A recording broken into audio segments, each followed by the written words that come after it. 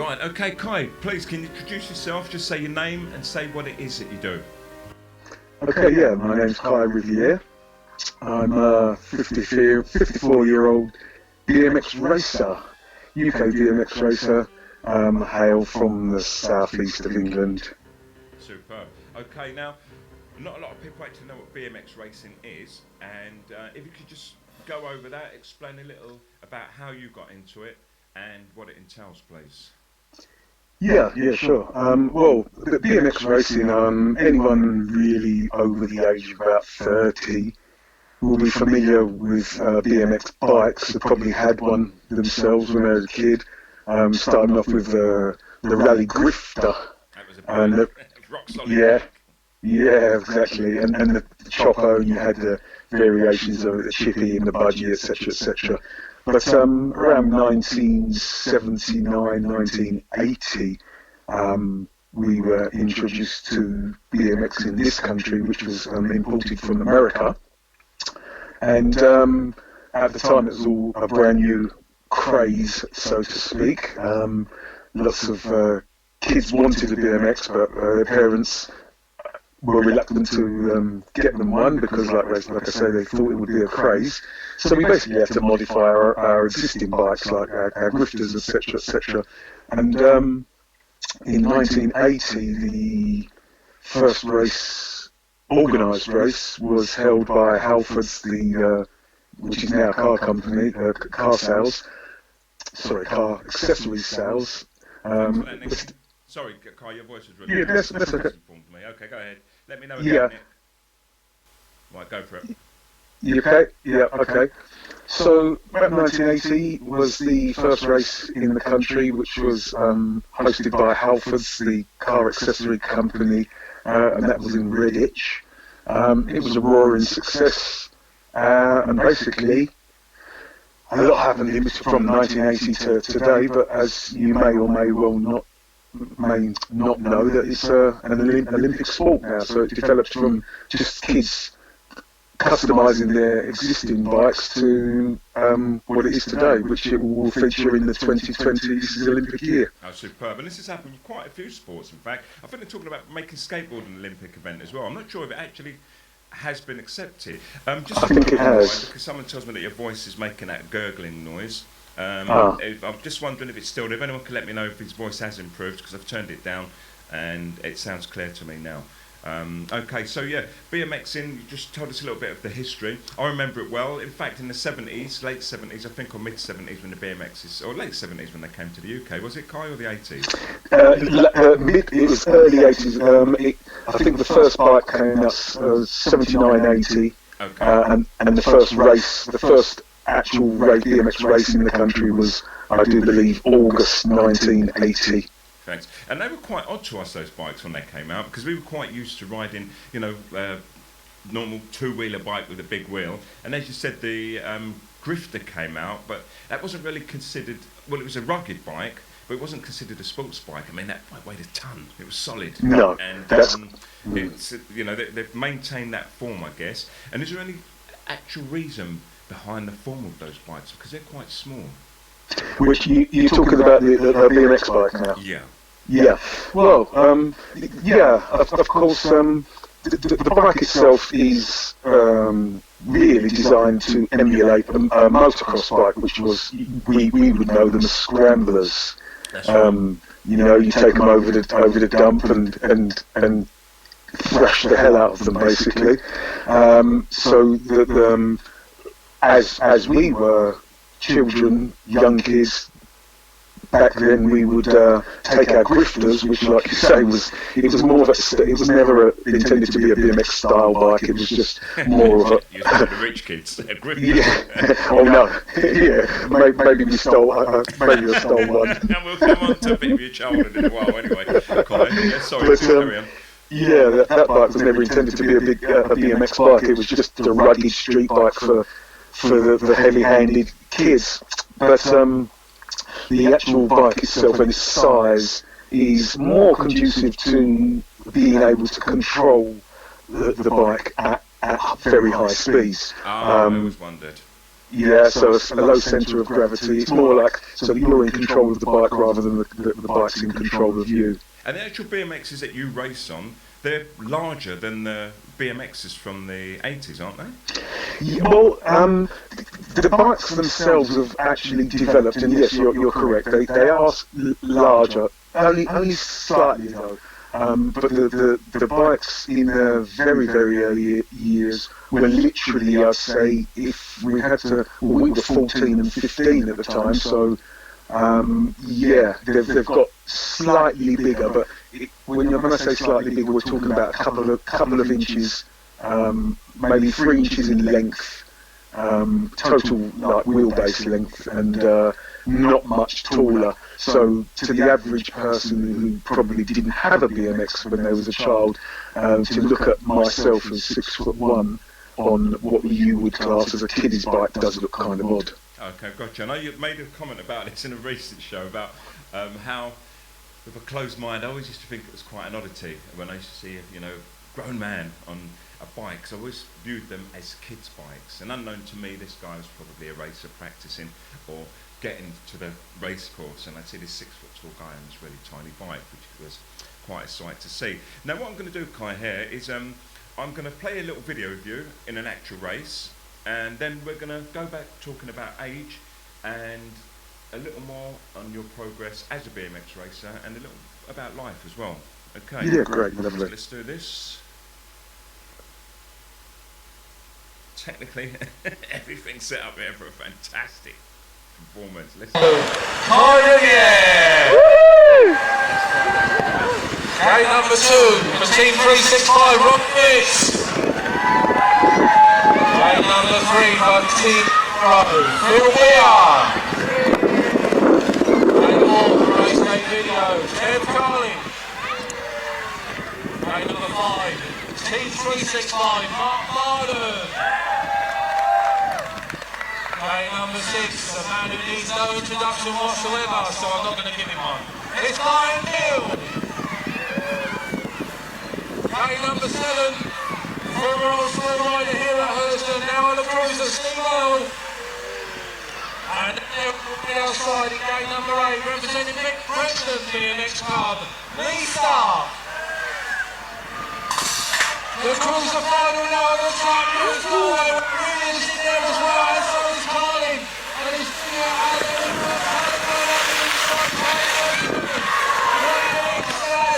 Carlin in 2, Newton in 3, Beer in 4, Barton in 5. That's Walker. Oh! And Mark Martin's gone down, he's taken out Ryan Hill. He's found a way through to take the lead. And Rob Hewitt down the final straight. And we'll come across the line, your winner is the 12 and 3. Good work there, Con. And that race, which your viewers saw there, was quite short. So, is it typically a one-lap race? Yeah, well, we class it as a lap. But there is a start and a finish, and yes, it is one lap. A typical race lap is about 40 seconds long. Wow, and the bumps seem to come at you quite quickly, even though they seem spaced when you're looking at them. Maybe, yeah. Because of the speed. Yeah. And is that good work? Well, I mean, it's 40 seconds of, as you can see, the short spurts of 100% effort. Basically, that's it. It's, what you put in is what you get out, like in anything in life. And it's a question of most of the energy is spent in the first 10 meters. And as you saw there's very little opportunity to actually pedal. So some various techniques come into play there, whereby the techniques are used to maintain the speed that you've generated while pedalling. Wow. So the track is actually designed, the lumps and bumps are there to test your skill, your ability. Down on the downhills.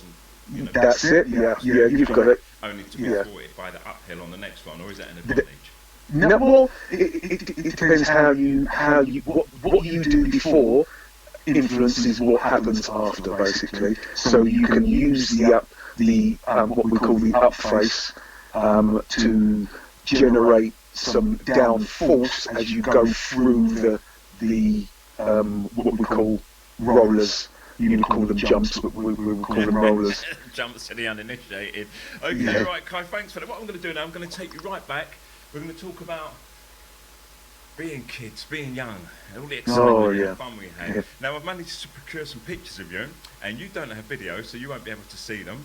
And I'd imagine you won't mind me showing them anyway, but I'm going to show them so the viewers can have a look and maybe a laugh and have a little memory themselves when they were young.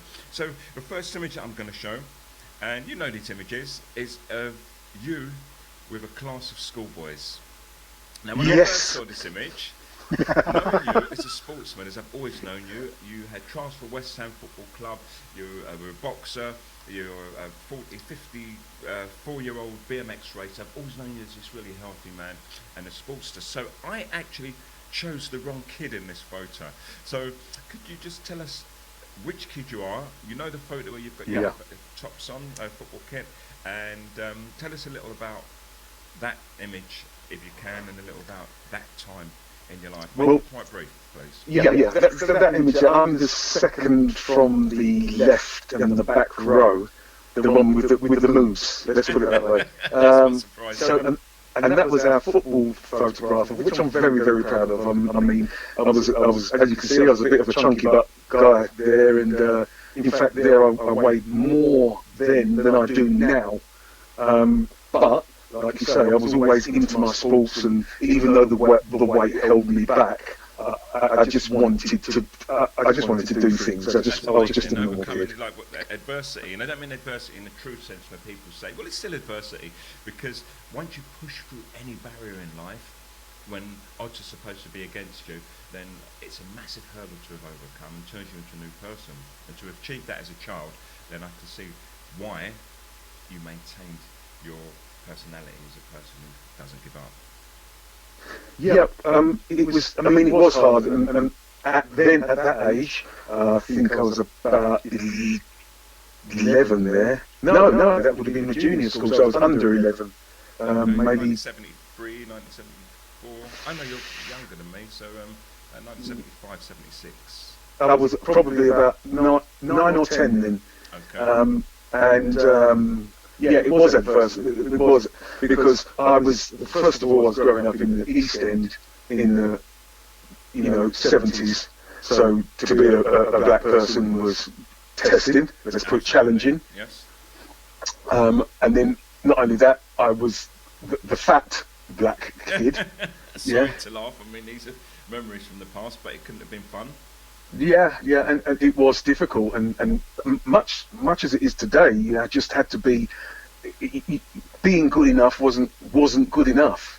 You had to be that. You had to have a little bit more. I had a little bit more around the waistline, but what I did have was resolve, and I would just keep going until the job was done, and it was hard because I suffered with exercise-induced asthma at the time. Oh, wow. But I just didn't want to. I loved football like most kids did, and I also wanted to be in the A team. And that team there, in fact, that is the photo of us at the end of the season. We never lost a game all season, won all 3 cups, and were league champions. Super. And I was part of that, and that for me was a very, very proud moment. Fantastic, great work. Now, you said that you had the resolve. Now, to me, I would have assumed, because some people, they overcome the adversity and it turns them into a stronger person, but they sometimes carry a little bit of trauma with that and a bit of negativity because they had to fight so hard. And it's like, look, I made this all on my own. But as you said there, you had the resolve before that to fight through whatever the challenges were. So would you be able to put your finger on one or two of the events you think that shaped you to be this strong boy? I actually think I can. I can remember one occasion when I just joined Sunday Football Club, and I could hear some people basically, long story short, but basically just saying, put somebody else in place instead of the black boy, and I couldn't really understand that at 9, 10 years old. I knew what was going on. I was aware of that type of thing, racism and nepotism and all the rest of it. But I didn't know it as such. But it was a question of that kind of that. It was I had to make the best of the opportunities that I found myself in, because 9 times out of 10 I wasn't actually given them. I might get a game, I might have got a game because somebody else didn't turn up or whatever, and I just used to bang in goals basically, and then you can't ignore things like that. You can talk as much as you like, but if you're scoring goals and that's what they want you to do, then they soon stop seeing the colour. Yeah, that applies to a lot of things in life, really. I talked about this on Friday's show about being, rather than just saying, because often people, and the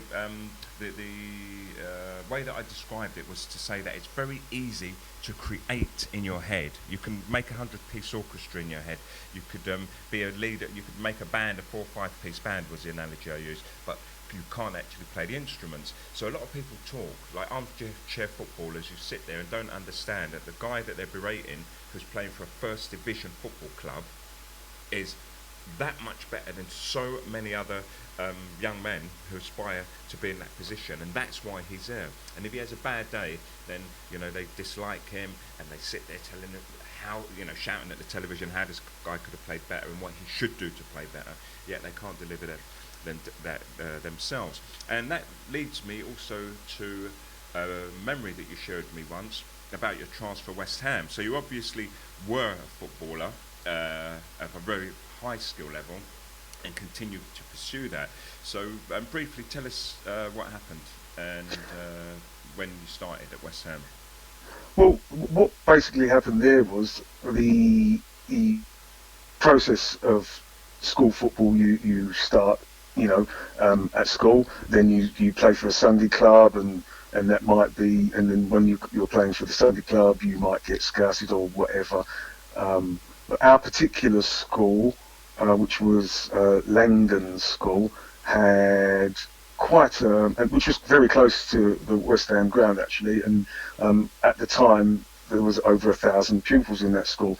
Now obviously the school team that we came from was very successful, and in that photograph that you can see there, I think there's at least 2 or 3 that went on to play top flight football. Oh, excellent! Yep. Yeah. So and there's one in there that went on to be a very, very good boxer. So basically, we're a talented bunch of kids. Yeah.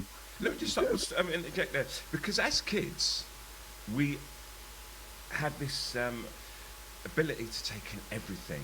It's only adults that stop us, in a sense, because as a child you may have, maybe say weak-willed, but given the drive, whether it's reading, writing, or physical activities and so on, as a child we have more or less an even playing field. And as you said there, you was what they call the fat kid, but you still overcame that to continue in the pursuit that you loved. And children do have that ability, and that is one of the things which is beaten out of us, and then we turn into these adults who think that we're not capable of achieving anything. I'll come back to this again, but let me allow you to finish your West Ham story. Well, yeah, and like I say, then the next stage from school, you play for your borough or your county or whatever, and then I can remember, and what you just now said there just reminded me of the part you said about being held back, and it's by the adults. There's a very, very quick story. I can remember at the Sunday club that I used to play for.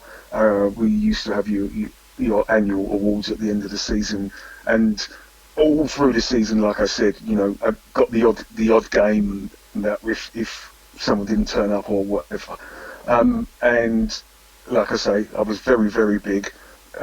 But I would try really hard. If we had to do 15 laps, I'd do the 15 laps. I might be the last one, and I would always be the one who was coughing. And like I said, I had exercise-induced asthma, which is asthma that only comes on through vigorous exercise. So I'd be the last one, and I'd be finished, with tears coming out of my eyes, not because I was crying, just because I couldn't breathe, and every other step was a cough, and my eyes would swell up. But I just knew that for me to be able to be part of that, I just had to continue doing it.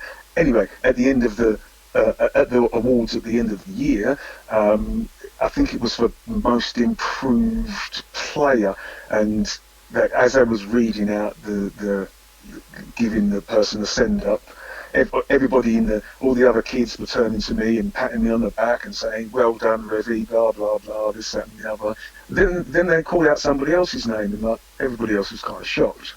And it's like, well, okay, I can understand that now as somebody got it before me, but at the time it was somebody got it because their face fitted. Let's put it that way. I understand. Yeah. Right now, also, that reminds me of a story in my family, just about success. My brothers and sisters were all athletes. I'm the non-athlete in my family, and I love physical fitness, but in my own way. I just don't like team sports. And the reason I don't like team sports is because I'm just a sore loser. Now, on a one-to-one, I don't mind losing, but in a team sport, like football, I mean, I was rubbish. I just didn't have the equilibrium. I didn't have the balance for football, and I didn't have the strength, the bodily strength. Yeah. What I could do was long-distance run. I could run any distance, and I love cricket because to me it was a skill. And they're all skills I understand, but I love the skill of this tiny ball coming at you, and you having it with this tiny width of a bat, and you can angle the ball away and so on, and then you have to sprint and use all your athletic energy to, score your points. And this is the way I viewed it. But one story that sticks with me, because you're talking about winning the awards there, was all my family were great athletes, all of them. They was all 18, my three sisters and my brother. But my eldest sister, she done something which was amazing. We went to an event, her and I was asked to compete as well at an athletics event with the Socialist Workers' Party at the time. They took groups of kids from, in the London poorer areas and organised a massive sports day. And my sister, my eldest sister, her name's Charlene, she entered every event that she could. She was just a fantastic athlete. And at the end of the events, we all went in, we had a meal, and then the awards ceremony. And at the awards ceremony, it was like, and first in the girls' 100 metres, Charlene Edwards. And then blah, blah, blah, more. Then first in the women's, or the girls' 200 metres, Charlene Edwards. First in the girls' javelin, Charlene Edwards. By the time they got to the fourth one, they didn't even say her name. They said and first in, and everyone went, Charlene Edwards, and the whole crowd. And then the next one, she won 5 events. Everything that she entered, and the relay, I think it was 5 or 6 anyway, but after the third one, everyone in the crowd said Charlene Edwards. Now, I don't know what she felt like, but I can imagine, because it's a fantastic feeling winning, and it encourages you to do more and more. So I imagine you being an A-star footballer, you're used to the accolades from a very, very, very, very early age. Now, let me take you away from football. Sorry, did you finish? You didn't get to the West Ham, did you? No. Okay, right. You'll have to jump to these a little quicker if you can. Sorry to. Yeah. So basically, you go through the stages like anything else. And I can remember we went to play had trials for the county, for the borough, which was Newham, and then they would decide who was going to go that little bit further. I didn't actually get picked. I actually asked, and I think the person that I asked probably thought, well, this boy's got some front, etc., but that's what it took basically. Yeah. Just having the front. I believed I was good enough. I was doing what all the other kids were doing, so which takes me back to, I had to just do that little bit more. Understood. So as kids, we don't see these barriers. They're thrown on us until we understand. And I know what you're alluding to there. I'm going to say it directly because I have been through the same experience. I remember when I was 11 years old, and it happened about 4 or 5 times in between, from around that age anyway, where you'd be out with your mates, playing, and then suddenly come, let's go around Tony's house. Yeah, this is once I moved to Dagenham. So you run along to Tony's house, and boom, goes in. Second, third kid goes in, fourth kid goes in, fifth kid goes in. There's me and one behind me, and the mother or the father, the parent said, "Oh, you're not coming in." And they didn't let you into the house, and then the kid behind you went in. And I thought, what's that all about? And like you said, you know what it's about, because you've heard that sometimes that white people don't treat black people fairly, but you don't truly understand it. But that was the day that I felt it. So going back to a kid, the freedom of being a kid as well, is that lack of understanding sometimes. We're brave and wild and free. Share a story of yours, maybe related to the football or the bikes as a child, Well, where you done that actually, reckless child. yeah, I mean, in fact, unfortunately, situations like that have happened quite a lot. I wouldn't go as far as to say frequently. In fact, no, I would. They happen frequently. Not so much now.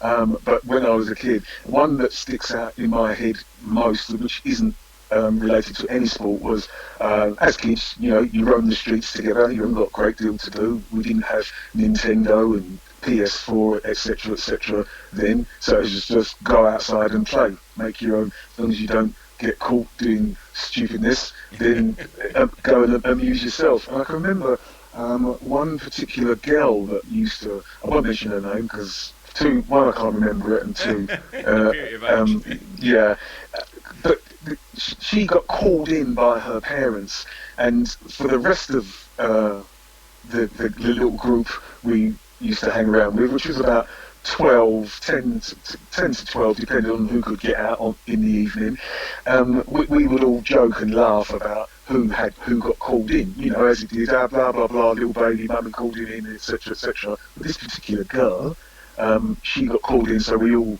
stayed outside of her house, and I could hear her mum shouting at her, "I told you to come in at this time, blah, blah, blah, and I saw you down the road with that black boy." And I thought, sorry, I thought to myself, the idiocy of yeah, and I thought to myself, hold on a minute, what did I do?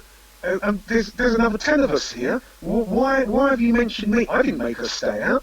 Now, what's it got to do with me?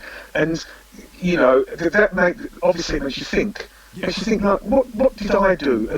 And then, you just take that with you, and you think, well, why did she mention me? What's so wrong with me? Well, exactly what you're saying there. Why? And this is why we philosophise, because at a very early age, and we become observers, because we have to go into introspective mode, because we keep on getting these massive events that happen to us on a human level, and not happening to the people in our group. So you have to start looking inwards, because you can't blame those people, because they're adults and they're right, and they know what's best. So we're going to talk more about that in a moment. I just want to quickly run through a few more photos. Can you just do a very short bit on each, because really this is what I call a chat interview. We're having a chat interview. At the moment we're in interview mode, and to me it feels a little bit, it doesn't feel too free-flowing, and I want us to have a chat in a moment, so we can chat about being young. So what I've done here, I managed to procure 5 photos actually. So the next photo I've got is a picture of you.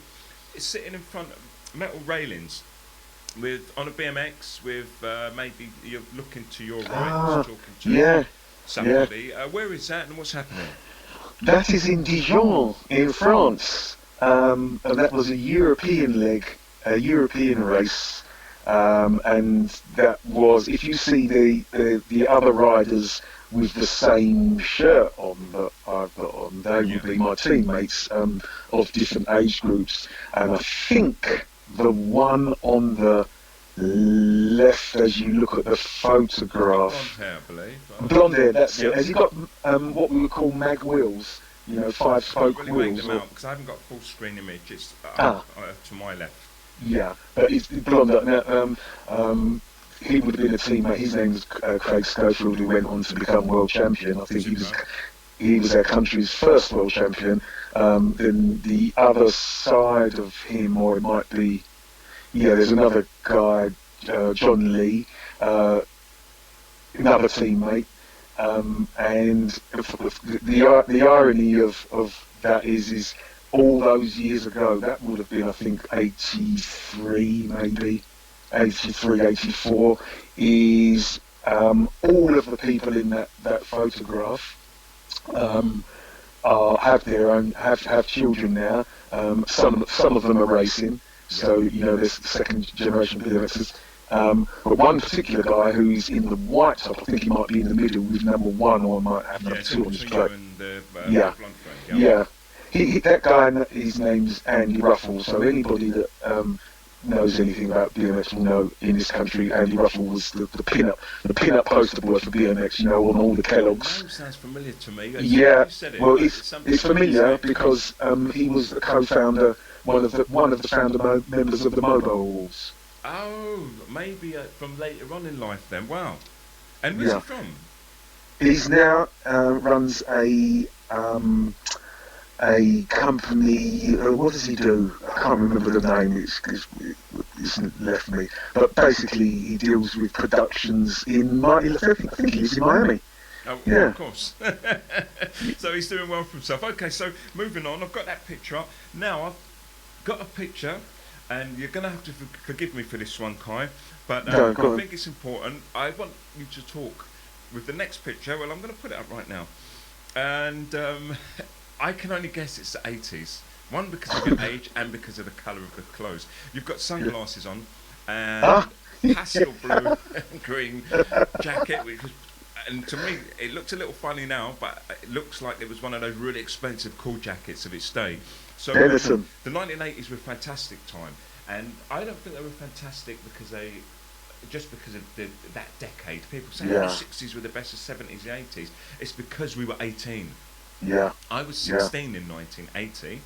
I was 21, the age that, you know, we aspire to be, but we're growing up. We put so much emphasis on 21 in the mid-80s, 1985. So I was a man boy, 16 in 1980 when it started, 21 in the middle, and a man, 29, 30 right at the end. So for me, it was an amazing experience, and I've loved every decade of my life, but this one, to me, has the fondest memories in many ways, purely because I was at that age where you were still chasing the girls and getting girls, and girls just liked you. You were climbing trees and going out clubbing. That's the most important one. So that image there, if you could just tell us a little about what's going on.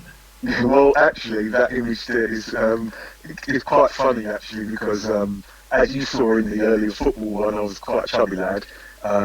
I got taken to the West Indies with my dad, actually, to visit my grandparents. There was no food over there in the days. Sorry, we laugh now. See, we're strong. Yeah, I lost a lot of weight, and I don't know how long it was when I came back, but I embraced the weight loss and etc. And what I think that photograph is the beginning of the different person, the different me, because somebody actually stopped me because I had that jacket on, which was a Benetton jacket, by the way. I was wondering what the name tag said. Yeah, and that meant a lot then, you know, not so much now, but it meant a lot then. And he stopped me because I had that jacket on with nothing on underneath, no top. So six-pack was there, etc. And that was a photo shoot, actually. Superb. Auditions for what they call Belle with DeVoe. Candy Girl. What were they called them before? Bobby Brown, Belle DeVoe, and Ralph Trevion, what's his name? Yeah, but they haven't done Candy Girl. What were they called when they were the five?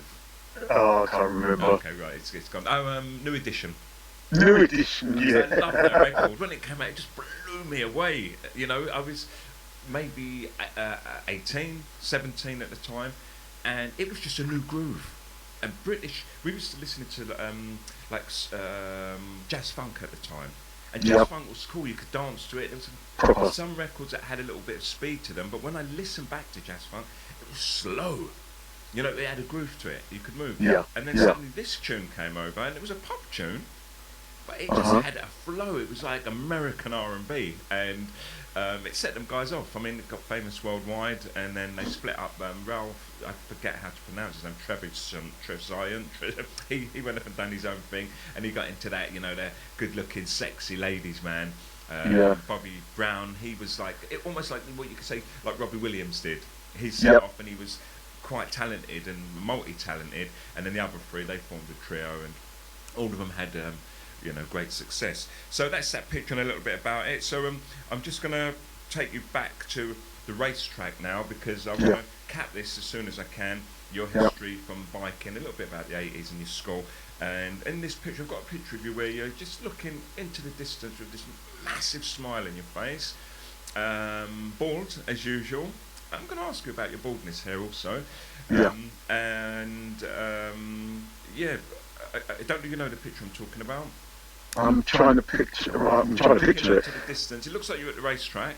Yeah. From a very little clue, I can see someone who's got a sports top on and a tiny bit of grass in the back. And you've got this massive smile on your face, bald, just looking over into the distance. Is it close? Is it the close-up one? Yes. Yeah. Again, that was around the BMX track. There's photographers, videographers, all sorts of people, and I remember that actual photo. Somebody sent that to me. He's actually a racer, and while he wasn't racing, as I said, the race only takes 40 seconds, and it's probably another 25-30 minutes before your next one. Okay. So a lot of people, some people, do their hobbies, and some of them are photography, and this guy just took that particular shot, and because he must have liked it and sent it to me, and I think I liked it as well. Happy at the racetrack. And also about your hair, if you want to talk about that. Since I've known you, from the first time I met you, you was, well, youngish and bald. Was it a fashion choice, or is there a hair loss going on? Initially, no, it wasn't never a fashion choice. What am I talking about? It was never a fashion choice. It was. We're all quite vain and all the rest of it, and I suppose it's pretty much the same today. A lot of men or a lot of women look at men with a good head of hair. It seems to carry some kind of what's the word I'm looking for? A status. Yeah, it does, but also baldness does as well, you know. It does now. Not as much. But some women are crazy for bald guys. Not a lot of them. I think I can name both of them probably in the UK. But I hear you. But I'm going to go over to one more picture, and this one again, it's a picture of you at the racetrack, looking deep. You've got a cap on with your sports up on, looking at the distance. Now, two things. If you can remember what you're doing, or explain very briefly on that, and then I'll move on and ask you another question regarding. Yeah, I know the picture very well. I've got a bib on. Is it a yellow bib?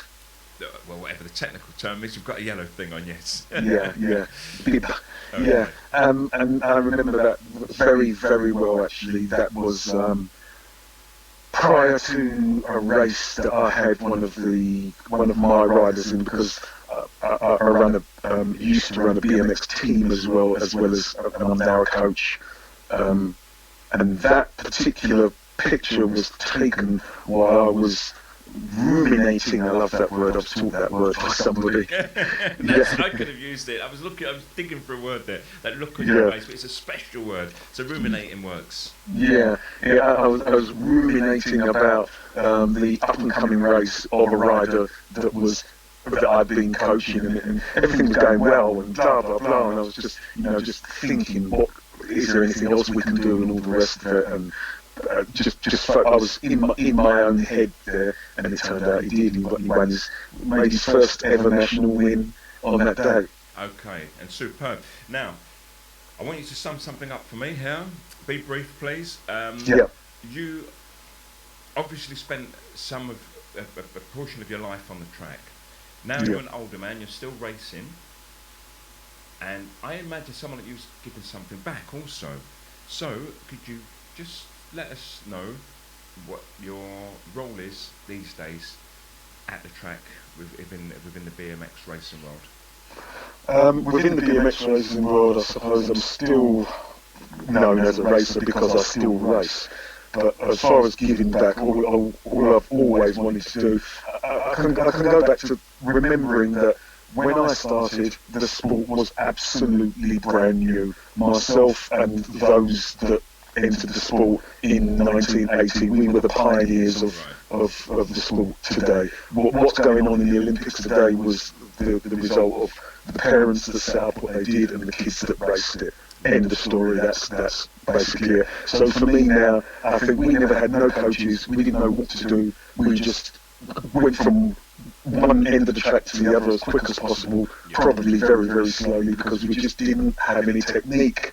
So it was now, I hated that now, and it still bugs me to this day, because I do believe, I firmly believe that had we back then had the facilities what the kids do have today, I probably wouldn't be talking to you on this phone now. Where would you be, in Miami? Probably, yeah. Okay, super. Thanks a lot. So you're giving something back now to the kids, and I did see a video of yours on YouTube where you're talking about interview. No, riding the bike and the line and yes. Coaching basically. Yeah. So are you coaching?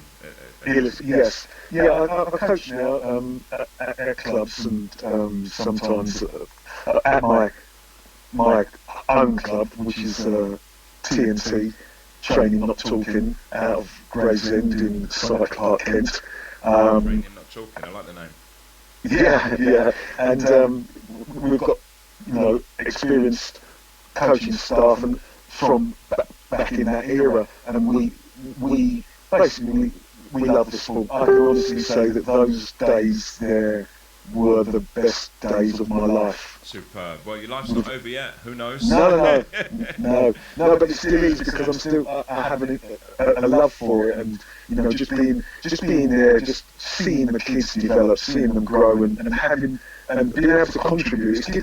Giving something back is great, but when you see what you've given back go on to produce world champions and European champions, and not even the titles, just the kids have an opportunity to express themselves on the bikes that you did when you was a kid, and all of that has come from what you did back in 1980. There's no other feeling like it. That's absolutely brilliant, and I understand totally what you said. In fact, when you said about kids winning medals, and then you step back and went, no, actually it's not about that, it's about just teaching the kids and seeing them learn.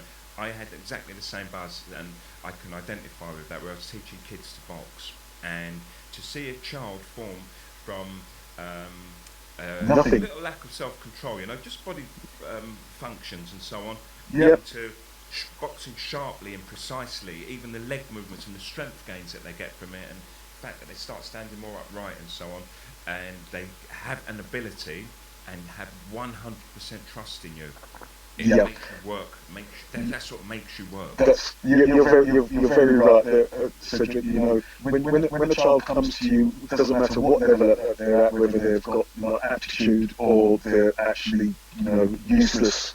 The thing is, they come and they go away with a little piece of you every single time. Absolutely. In fact, they go away with a nice part of you. Maybe the memory erases it, but when kids are learning a sport, don't forget you're like a second carer for them. They have their parents, they have their school teachers, and then whatever pursuit they're taking, maybe piano, BMX racing or boxing, and that teacher doesn't have the same weight, I believe, as the parents or the what did I say was second?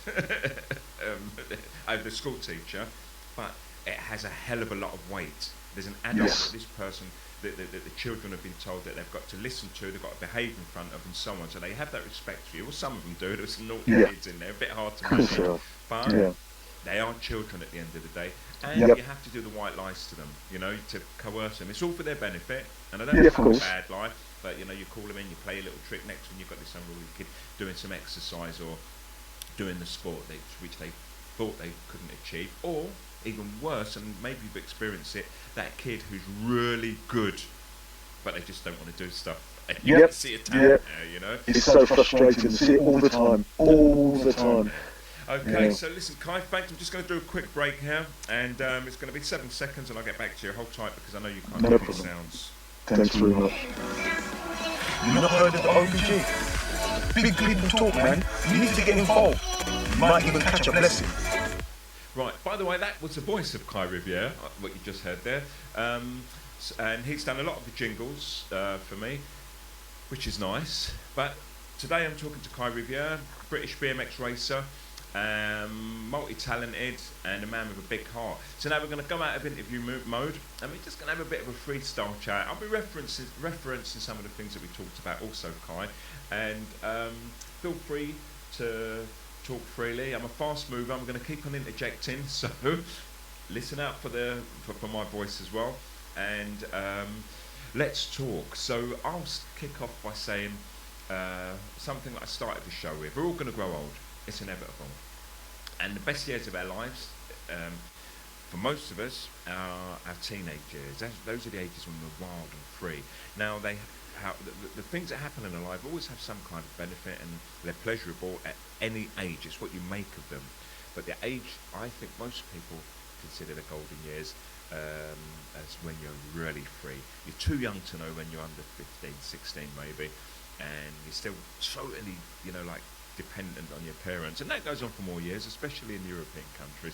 But as children, we have a freedom that's second to none, and we grow older, and if we don't take part of that childhood with us, this is my own belief, then I believe we die a little inside. And I deplore everyone never to let go of the child, whether it's in your thoughts, in taking stuff in and accepting new things, or just going out to play. So Kai, we talked about you as the young BMX racer who was met with some adversity as a black man in the main, plus the other things I'm sure that you came across, because you lived in some choice areas, I'm assuming here, but I know that you have, same as me. So trouble wants to present itself. But before I get onto the heavy stuff, how has your health changed and the way that you deal with it mentally when riding compared to when you was a young boy? And I'm going to go out of interview mode. Sorry. So listen, how is it, man? Of course. Riding bikes there on 54 years. It's funny. It's funny you should say that, because again I have to refer back to the photograph of me as in the football team. That brings back some really good and bad memories. The good memories of.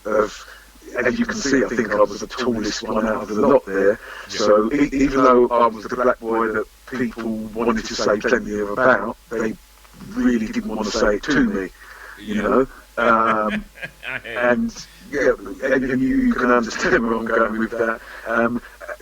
I was a popular person, not necessarily well liked by everybody. But I was popular mainly because I had two older brothers that went to the same school. So you know what it's like when you come through in the first year and you start calling out your names. It's Riviere, yes, remember your brothers, etc., etc. So you got a little bit of respect from that. But I wasn't a bad kid. I was a kid that did childish things because I was a kid. Like me. Like us all. At that age, we've all got our own characters, etc., etc. But I enjoyed being popular. I'll say that. I was a very popular kid as well. And this is why sometimes on Facebook's, I'm going to do a show called the Facebook Show, or a section in future, because that's where a lot of my input comes from nowadays and how I stay in contact with people. But I was a very popular kid and I loved it. And so when I see people on Facebook sometimes now, I think, listen, you're new to this game. And I don't mean to be disrespectful, but, you can't just be good at something because you say you are. Like, you get on Facebook and suddenly you think you're funny. I'm funny. I'm just going to say it because I learned to be funny.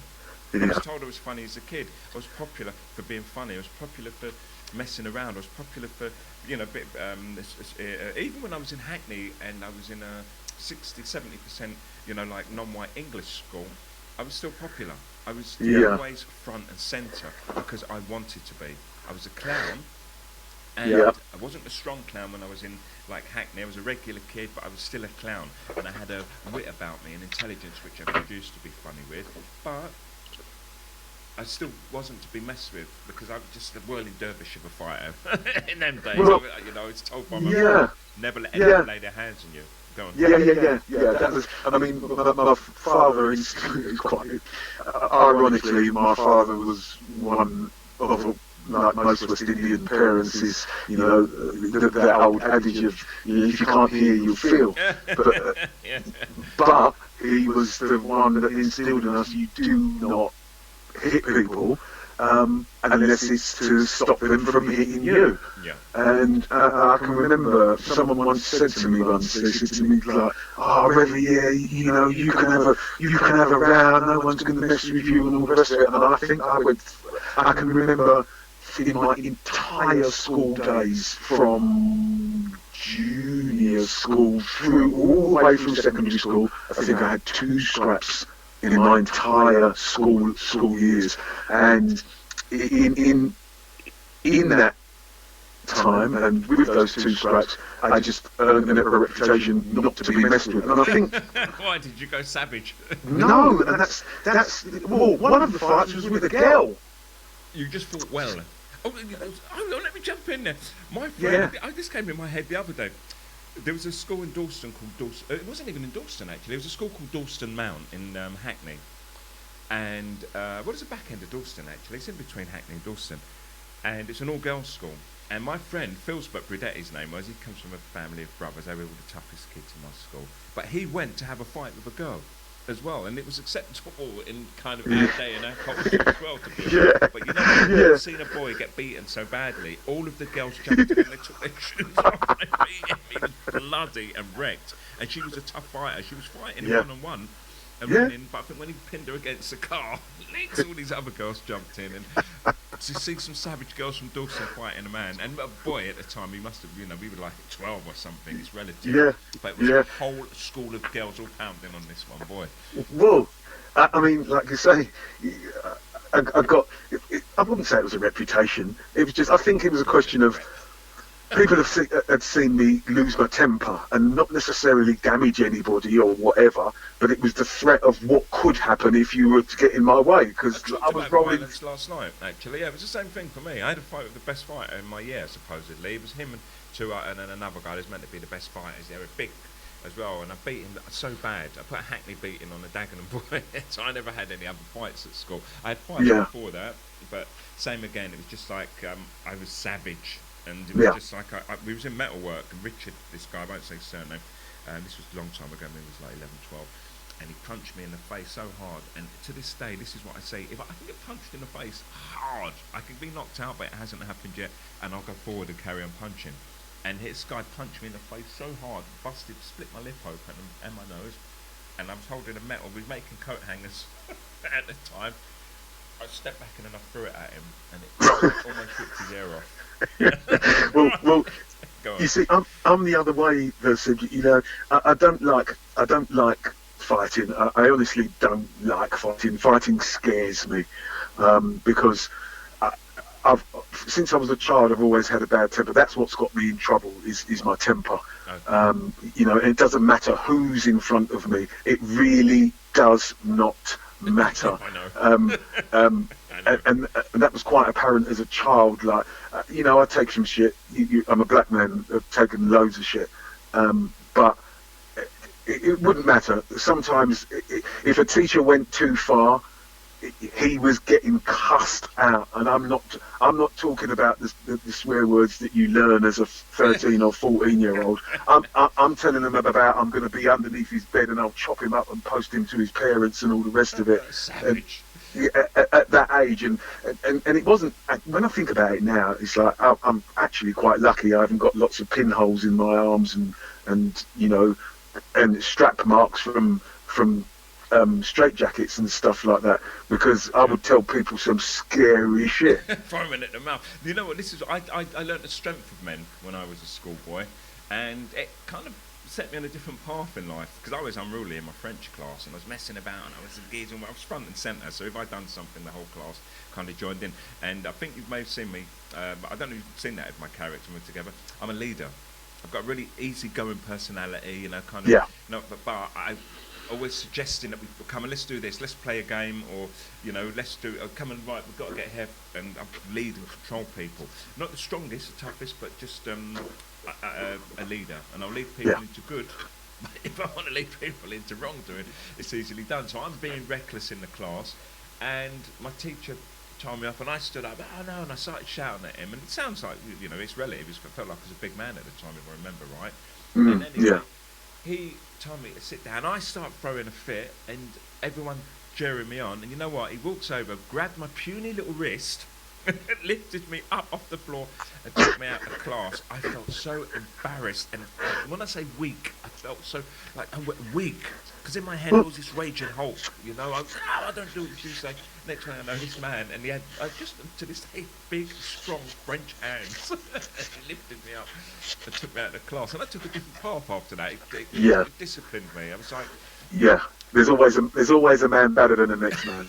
Yeah. Well, all men over boys, which is why once again, you know, I turn those boys down and step up with nonsense. So sorry, I don't think we answered the question about the getting old and the bike riding. So right. Well, yeah. So like, you know, how do you deal with that? When I say deal with that, I'm getting old. Yeah.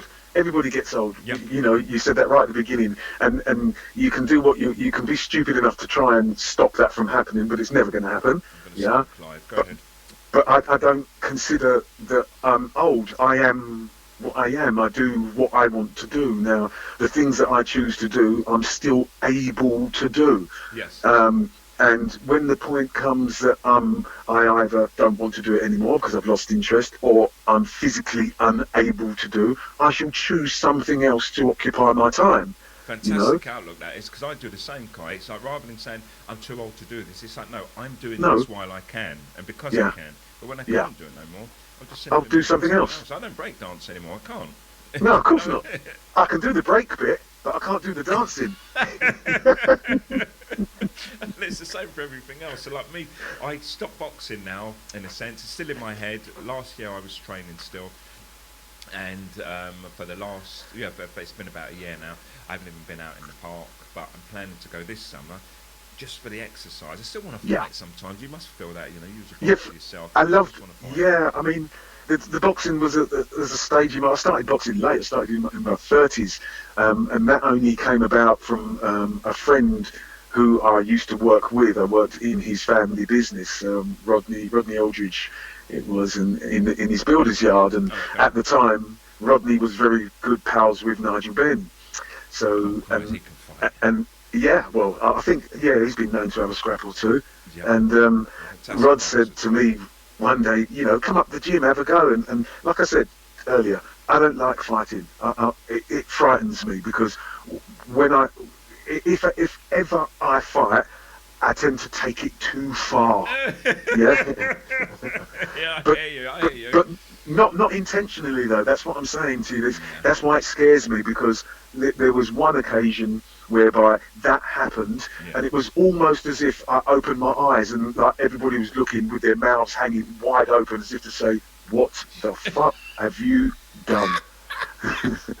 You know. Sorry talking about violence again. Sorry, because it's been part of our lives, and I think it's worth talking about. Go ahead. Yeah, but like I say, so Rod said, "Oh, come and have a go, Rip." And he knew what I was like. I didn't get into things like that. But then when I got there and I saw him doing what he was doing, I thought to myself, I can do that. Yeah. I can do that. And it turned out what actually happened out of all of that is I then joined West Ham Boxing Club. Yeah, that's a good club. And it what I found was it wasn't necessarily how good I was at hitting, but I was particularly good because, like I said, I don't like fighting. I'm allergic to pain, like most people, and I don't like getting hit. And I was good at making people miss, and I thought to myself, that's what taught me the skill about boxing. Is like, I think you've mentioned it a few times before.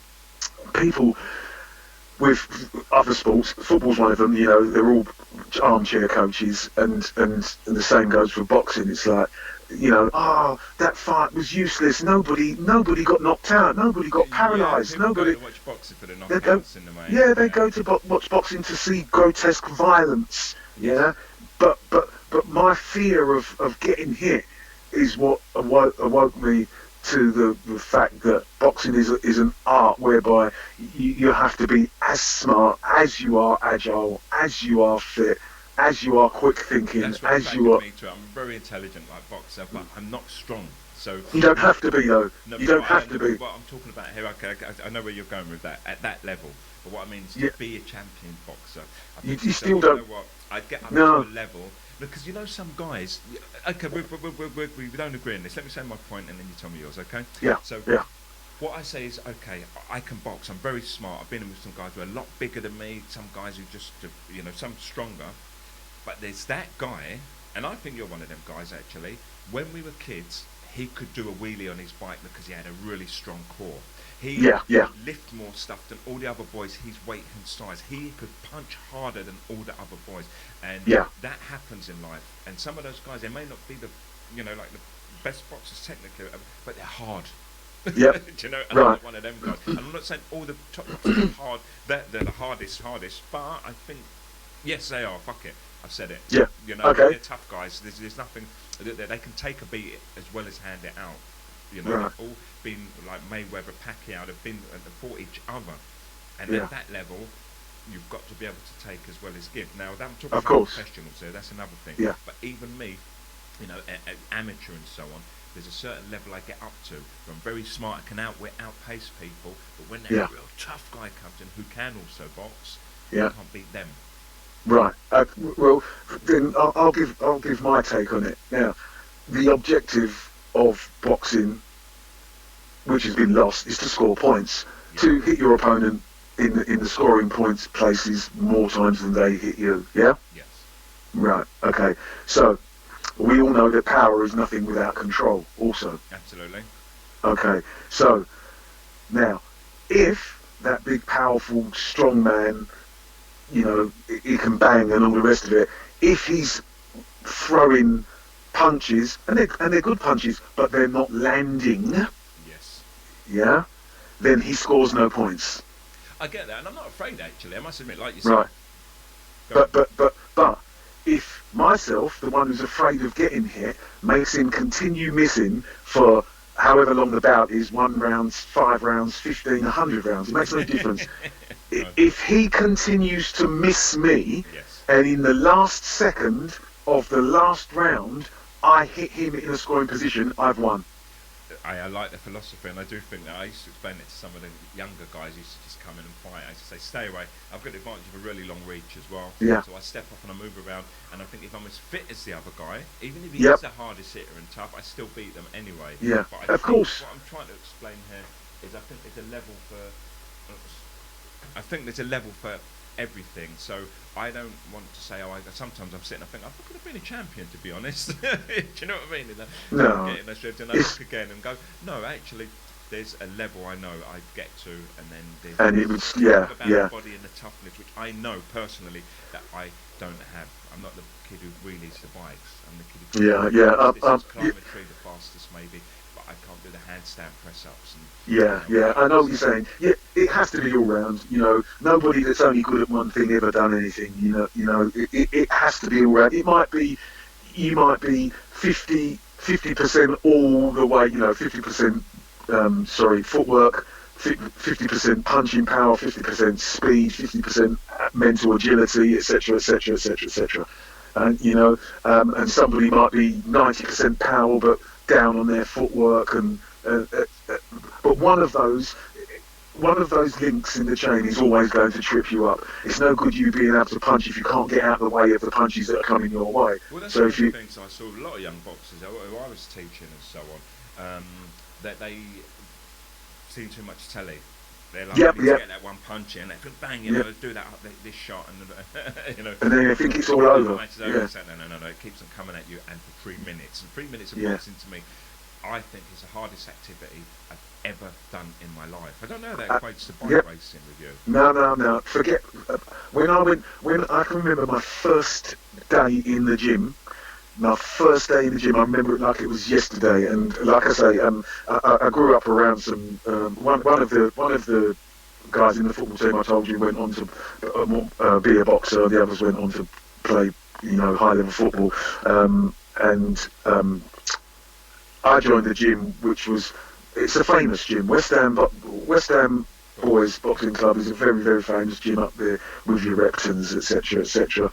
And they've had some very, very good quality boxers come out of there. You know, Nigel came out of there. The Tibbs family came out of there. The Delaney's, etc., etc. And in fact, I do believe the first person to represent the country in the Olympics came out of the gym. But anyway, it's a very, very famous and historic club, and I can remember going in there the first day, doing my training, and the same ethic as usual. I didn't want to make myself look stupid. It never was in the back of my mind, my surname, the people that were before me, as in my two older brothers, etc., etc. But that never entered my mind. But it was always part of it. You know, I'm not going to make myself look silly here, so I would do whatever was asked of me for the duration of the time it was asked of me. But I can remember standing in the pub after shower, after training, skipping, etc., etc. I got in the shower and I couldn't even soap myself with the bar of soap I had in my hand. Yeah. I just stood in the shower, hurting, absolutely hurting, think, what the hell have I let myself in for here? But there was no way I weren't going to turn up the next. Well, actually, it was the day after next. We trained Tuesday, Thursday, and Saturday. Yeah. So, Kai, and that shows. I mean, it's just part of who you are. So let's talk a little bit about age again. I'm going to go back to that. So, how do you think that those changes have affected you as an older person? You said once, you know, obviously as your body gets older, you're going to just choose a new sport. So even if I'm like me, if I'm 90, I'm going power walking, you know? Yeah. Mentally, what have the changes been? Are you a stronger man? Are you a man who has regrets about life? Are you content right now? You've mentioned the three examples you've given all apply. You know, in fact, I think if I'm going to be quite honest, mentally there's been big changes, but I'm not actually sure whether they're all positive. Okay, don't have to be. No. Well, I don't really care whether they have to be or not. They are what they are. Oh, yep. But if I have to, you know, try and describe it, I've become a stronger person without a doubt.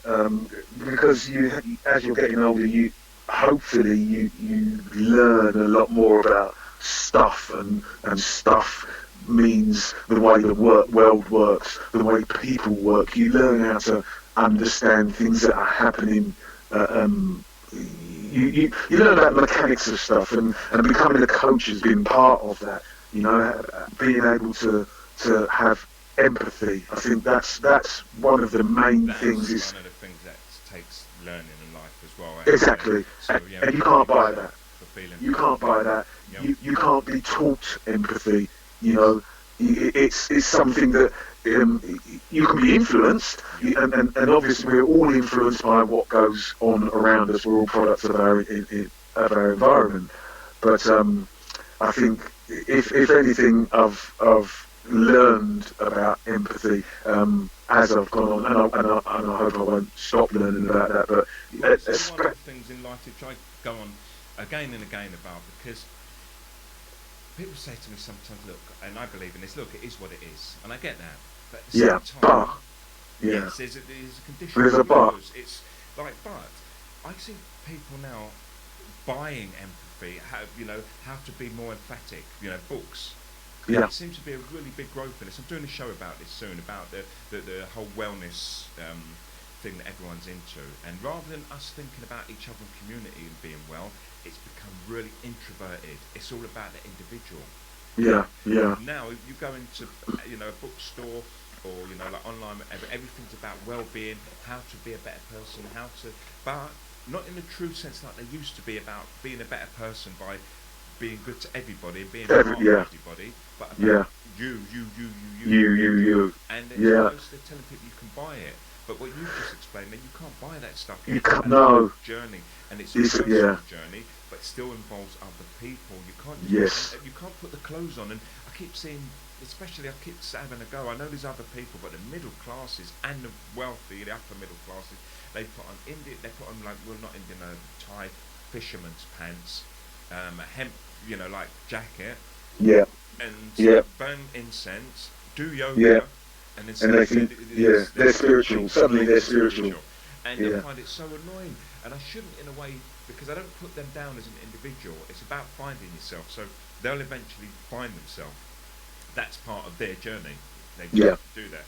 But I think for many of those people, they've put a massive stopper, a block in between their learning by believing that they're learning or they're whole or they're going to become whole by using that method. And I know it's going to offend some people to hear it, but I think people are wasting their time. I think you should interact. I've got friends, and I see them say things like, listen man, it's all about one world and multiculturalism and sharing and all that. I'm going on a retreat, and nearly every single one of those people, when they post their pictures, they're with a group of wealthy white people. Yeah. I've just seen pictures, and there's 25 people at this retreat. They're all white, they're all very wealthy, they will spend £800 to fly to another country to find themselves. Yeah. Good money to eat good food at this expensive retreat, £125 a day or £50 a day, whatever it is.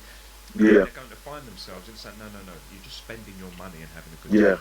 You haven't found anything. You just found entertainment, actually. That's all we've found. And how to have sex with strangers. Embarrassed because it's tantric or it's about sharing love. The guy who's running it all. Yeah, I get you, mate. Well done and good luck. We all have our ways of finding pretty girls. Whatever. But Mr. Guru, Mr. Massage, Mr. Yoga Teacher, shame on you. So on that note, Kev, Kai, I don't know why I called you that. You called me that because that used to be my name. Oh right, okay. I used to call you Kevin, didn't I? Yeah. Right, I just didn't want to kind of let on there. That's all. So no, well, let me just tell you that very, very quickly. Yeah, go ahead. Because it's part of my life, you know. Talking live again. Go on. Yeah, that's all right. You can do that.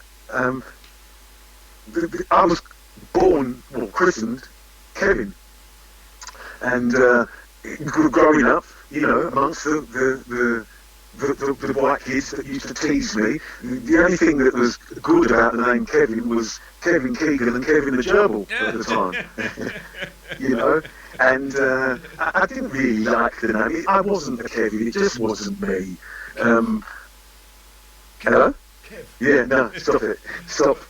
And it just wasn't me. And when I hit the garage scene, and used to grab a mic and drop a few bars, etc.,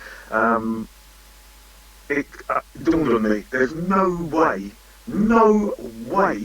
I'm going out there as MC Kevin. I hear you. You get me? Yeah, Kai's cool as it goes. Exactly. Well, in fact, it was. I did put it out there because trying to choose a name for yourself. Who chooses a name for themselves? Yeah. It's very rare. Yeah. So I just the people that I was partying with at the time.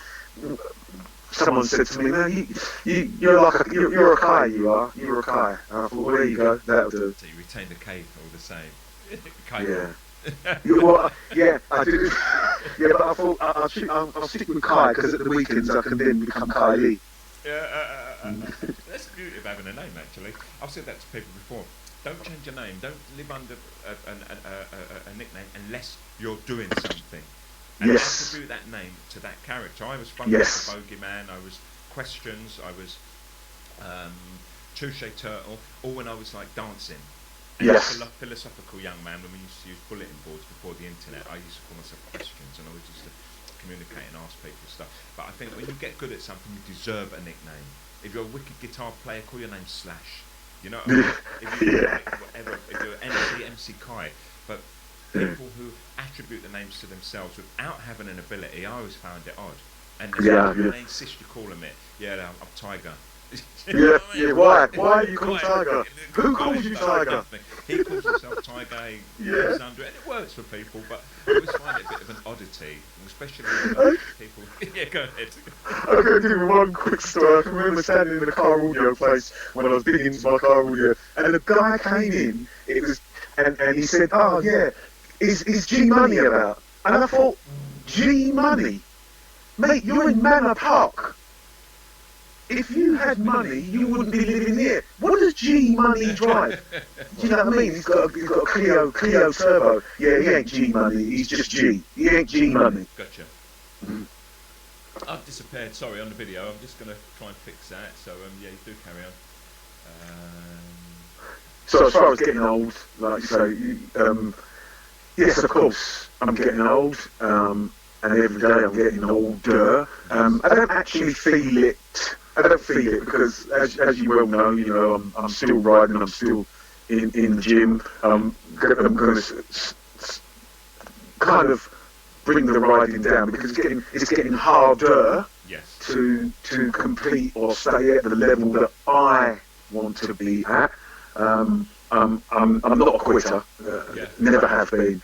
But I'm also a realist, and I know that if there's always a time for everybody, and I don't care who you are, there's always a time when you're not quite good enough anymore, and you're either stupid enough to run away with what's going on in your head, or smart enough to understand what's going on around you and bow out, not even necessarily gracefully, but just, if when it comes to that point where you're just trying too hard to keep your head above the water, the swim is no longer a swim. The swim is about survival and trying to stay alive in something, and trying so hard is scary.